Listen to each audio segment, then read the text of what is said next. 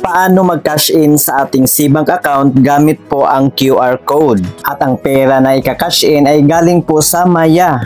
Sa ating SeaBank dashboard, i-click natin itong deposit. And then i-click po natin itong may QR code icon dito sa gilid. I-save po natin itong QR code or ating i-screenshot.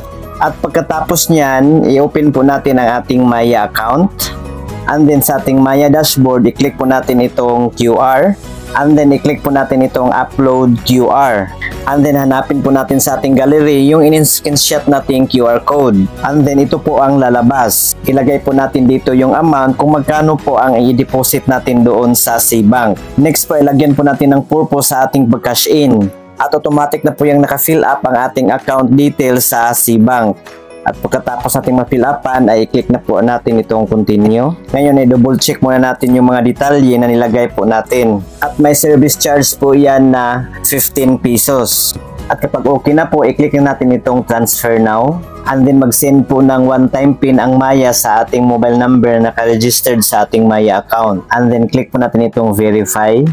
At ayan po, confirm transaction na po. At huwag kalimutang i-screenshot ang receipt na ito or i-save sa ating gallery para if in case magkaberya ang ating transaction, may proof po tayo na nag-transfer po tayo ng pera. So ngayon, balikan po natin ang ating SeaBank account. At ayan po, ang 1,000 kanina ngayon ay naging 6,000 pesos na po.